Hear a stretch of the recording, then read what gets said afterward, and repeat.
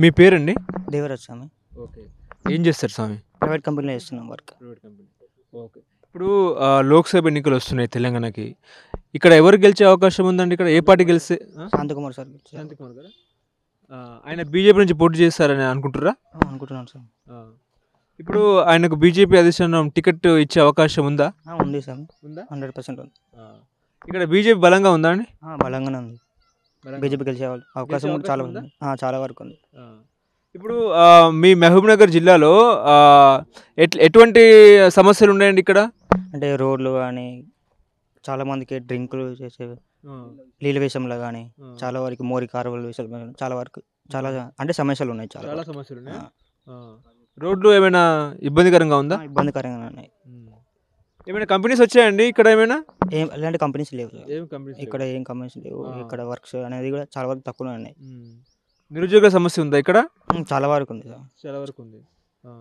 ఇప్పుడు శాంతికుమార్ గారి ముఖ్యంగా ఇక్కడ ప్రజల్లో అందుబాటులో ఉంటారా? ఉంటారు సార్, ఉంటారు.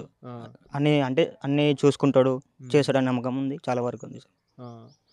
ఏమైనా ఆర్థిక సహాయం చేస్తాడా అండి? కష్టాల్లో ఉన్నప్పుడు ఆదుకునే ప్రయత్నం ఏమైనా చేస్తాడా? చాలా వరకు చేస్తాడు. చాలా కష్టాలు ఉన్న కొంతమందికి ఉన్నంత వరకు కూడా చేశాడు. ఇంతవరకు ఆయనే గెలిపిస్తాడని నమ్మకం కూడా ఉంది. నమ్మకం ఉంది. ముఖ్యంగా యువత ఏ పార్టీ వైపు ఉందండి? ముఖ్యంగా బీజేపీ చాలా వరకు నడుస్తుంది. బీజేపీనా? బీజేపీ. ఎందుకు బీజేపీ వైపు ఉన్నారు యువత? అంటే ఒక దేశం కోసం బీజేపీ వస్తాయని నమ్మకం. ఆయన వచ్చినా కూడా మన కష్టాలు ఉన్నా కూడా తీర్చే అవకాశం కూడా చాలా వరకు ఉన్నాయి. చాలా పనులు కూడా చేస్తాడు. ఇప్పుడు ఆయన లోక్సభలో వెళ్తే మీ జిల్లాకు ప్రత్యేకంగా ఏమైనా నిధులు తీసుకొచ్చే అవకాశం ఉందా? చాలా వరకు ఉంది సార్. అంటే బీజేపీ గెలిస్తే నమ్మకం అని ఉంది. ఎందుకంటే బీజేపీ కానీ వస్తే కానీ చాలా వరకు ఏదైనా సరే ఏమున్న వ్యవస్థలు కానీ, మన పనులు కానీ ఏమైనా అంతం చేస్తారు సార్ శాంతికుమార్ గారు. ఓకే.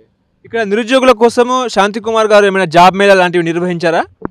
అంటే ఇంతవరకు రాలేదు. ఇప్పుడు గెలిస్తే కానీ చేశారు. అవకాశాలు చాలా వరకు ఉన్నాయి సార్. ఓకే. ఇప్పుడు ఇక్కడ ఎంత మెజారిటీతో శాంతికుమార్ గారు గెలిచే అవకాశం ఉంది? 3 లక్షల వరకు మెజారిటీ ఉంది సార్ గెలిచేవాడు.